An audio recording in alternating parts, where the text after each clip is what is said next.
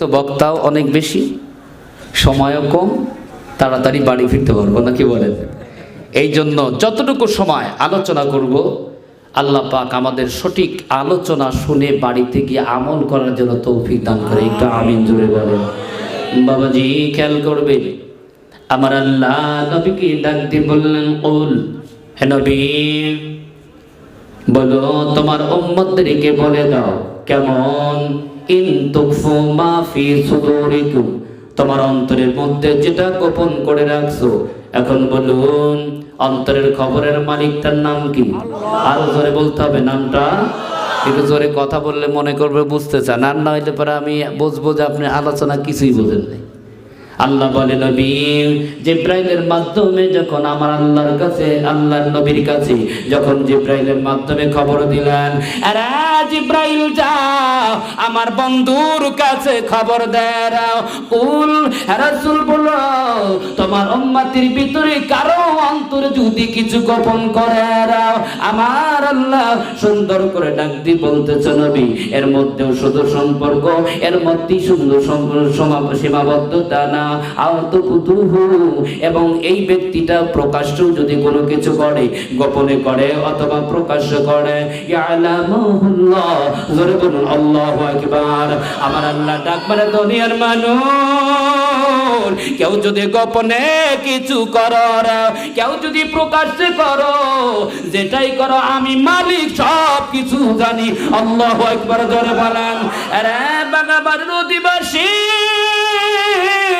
গোপনে যদি করলে আল্লাহ যদি জানে, যদি প্রকাশ্যে যদি করা যায় ওই মালিক যদি জানতে পারে না।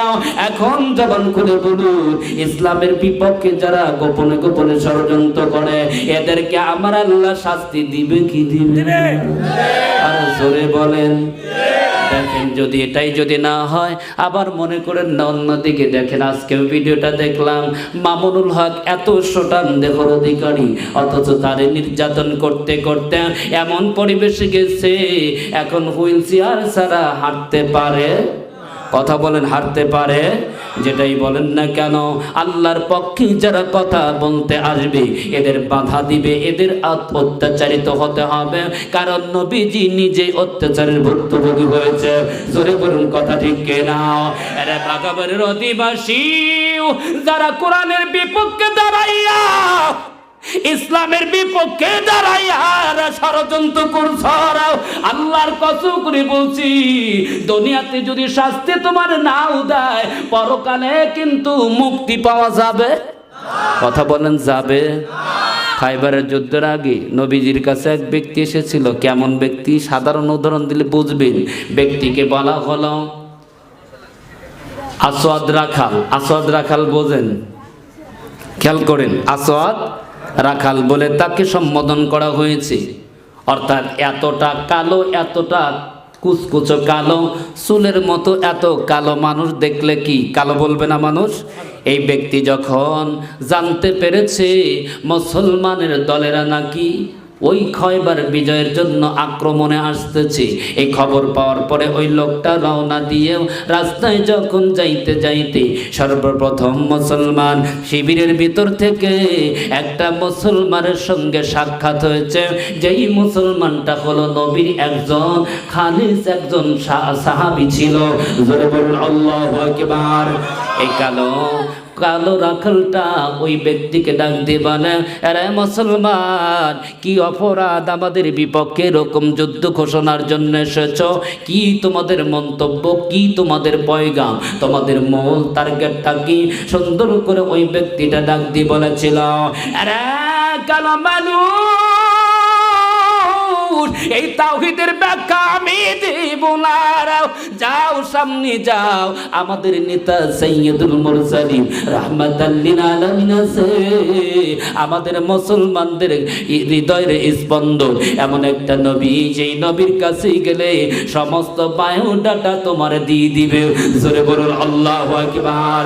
এই কালো রাখাল ডাক দি বলে, আরে মুসলমান, এ কেমন কথা তুমি শোনাইতেছ গো?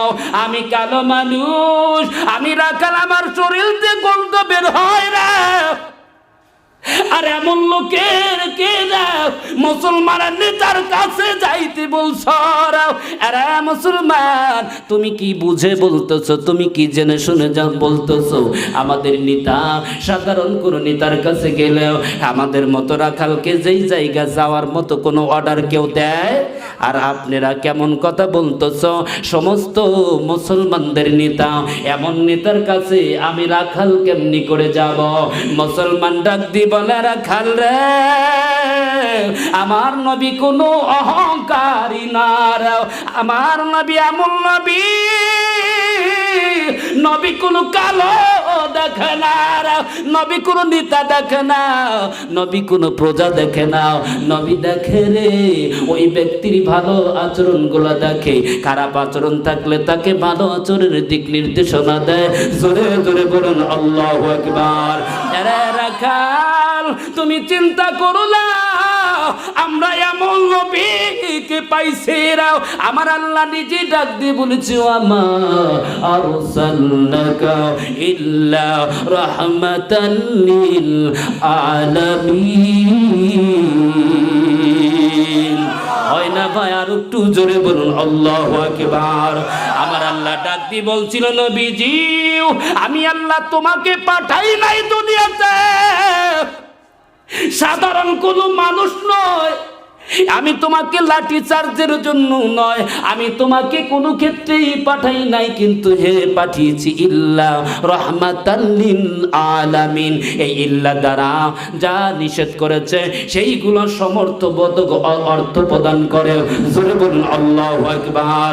আমার আল্লাহ ডাক মানে, নবীজি, আমি আল্লাহ দুনিয়াতেও আমি মালিক, তুমি রাহমাতাল লিল আলামিন করে আমি আল্লাহ পাঠাইছি। আরে কালো রাখাল, আমার নবী হলো রাহমাতাল লিল আলামিন। এই জায়গা নবী নেতা দেখে না, নবী কোনো প্রজা দেখে না। এখন বলুন তো দেখি, আমাদের সাধারণ একটা ওয়ার্ডের নেতার কাছে যাইতে অনুমতি লাগে? আরে জোরে বলেন, জোরে বলেন। কি ভয় পাচ্ছেন? কথা বলেন না কেন?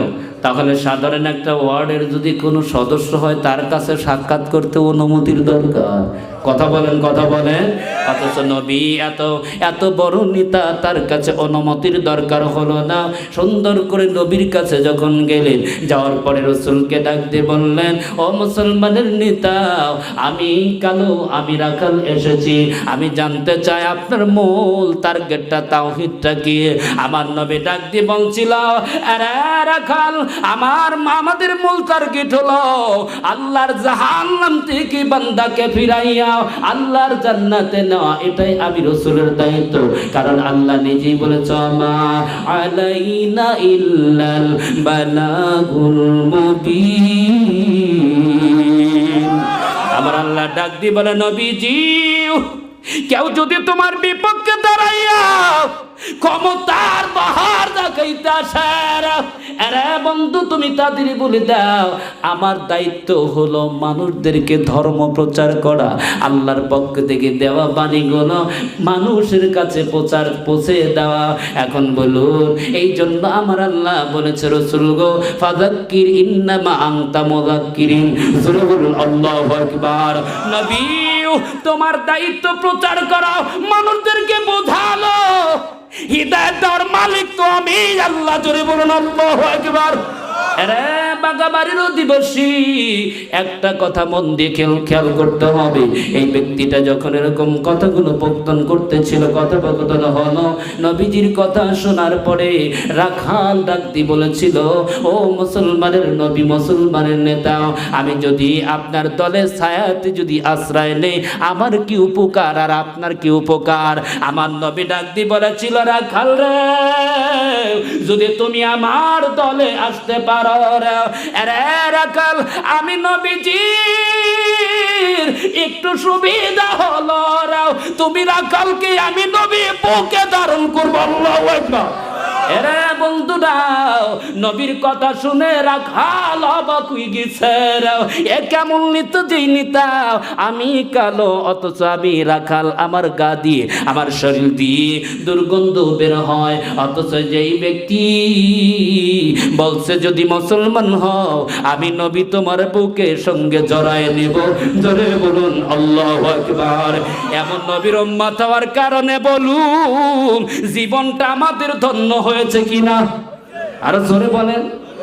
অথচ সেই নবীর দলে আমরা পৃথিবীতে ওই নবীর উম্মত হিসেবে আসার পরে হিন্দু আর আমাদের মধ্যে পার্থক্য খুঁজে পাই না। কথা বলেন, কথা বলেন না কেন? আমরা শুধু পার্থক্য খুঁজে পাই ঈদুল আজহার সময়, গোশত খাওয়ার বন্টনের সময়, তাছাড়া আর খুঁজে পাওয়া যায় না। সেই যে বছরে একবার ওই সময় আসে, দেখবেন কিছু এলাকার কিছু স্থানীয় লোকগুলো ক্ষমতার প্রভাব দেখায়া দেখায়া বন্টন করতেছে আর বোঝাইতেছে আমার দেখ লাঠির জোর কত। কথা বলেন, কথা বলেন। অথচ যে ঈদুল আজহা আসে মানুষের ভ্রাতৃত্ব বন্ধন আরো গাঢ় করার জন্য, অথচ আমাদের সমাজে বাড়ির কাছে একজন গরুর গোশত পায় না, কিন্তু ওই পাড়ার আর একজনকে ডেকে নিয়ে তার ভাগ দেওয়া হয়। কথা বলেন, কথা বলেন। এই জন্য যারা কন্দল করে বেড়ায়, আল্লাহ নিজেই বলেছে আল ফিতনা তো আসাদ্দু মিনাল কতলি, ফিতনা হলো হত্যার চাইতে গুরুতর অপরাধ। এখন এখানে হাত বাড়িয়ে বলতে হবে আমরা কেউ ফিতনার করব না। কে কে রাজি দেখি ফিতনার করব না? লিল্লাহে তাকবীর। আরো জোরে বলতে হবে লিল্লাহে তাকবীর। আল্লাহ কবুল করে, সকলে বলো না আমিন। এরা করতেছেন? আপনাদের এই এলাকায় এই সাইডে প্রথম আসছি তো, তাই না? কিন্তু আমার আরমান আলীর নামে সার্চ দিয়ে দেখবেন, ইউটিউবে পাবেন, ফেসবুকে পাবেন। আজকে 19 বছর মাহফিলের বয়স। ও ভাই, কিছু কিছু লোক আছে চেহারা দেখে মনে করে যে কি যেন হয়ে গেছে, কিচ্ছু না। কিন্তু আমাদের সমাজটা এমন একটা নোংরামিতে চলে গেছে, ইসলামকে আমরা চিনতেই চেষ্টা করি না। কথা বলেন। আমরা ইসলামের জন্ম নিয়েছি ভিতরে, কিন্তু ইসলামটা কি, কেমন, এর বৈশিষ্ট্যটা কেমন হওয়ার কথা, এ কথা আমরা কেউ মানার চেষ্টা। গতকালকে মাহফিলে আমি আলোচনা করতেইছি, হঠাৎ করে পাশ থেকে এক মুন্সি সাহেব, মুন্সি বুঝতেছেন তো, অর্থাৎ কোনো এলেম কালাম কিচ্ছু নাই, পাঞ্জাবি জুব্ব পরে, ওই লোকটা সুন্দর করে বইসে বলে ফেলেছে কয় খতমে তারাবি জায়েজ না। কত বড় মারাত্মক ভয়ানক কথা বল। তা আমি ওনাকে বললাম আপনি এই কথা বললেন কিভাবে, কোন সাহসে আপনি বললেন? কারণ যে কোনো জিনিসকে হারাম করার পিছনে দলিল লাগে। যে কোনো জিনিস যখনই হারাম করতে যাবে তার নকলি দলিল না আকলি দলিল, আকলি দলিল না নকলি দলিল না, নকলি দলিল হলো কোরআন হাদিসের দলিল। আকলি দলিল বলতে আকল অর্থাৎ জ্ঞান থেকে, জ্ঞানের দলিল দিয়ে কোনো জিনিস ফতোয়া দিয়ে হারাম করা যায় না। মাঝখান থেকে এক বৃদ্ধা লোক রাগান্বিত করে জালসাতেই চলে গেল। দুঃখ রে, এর কোন জ্ঞান?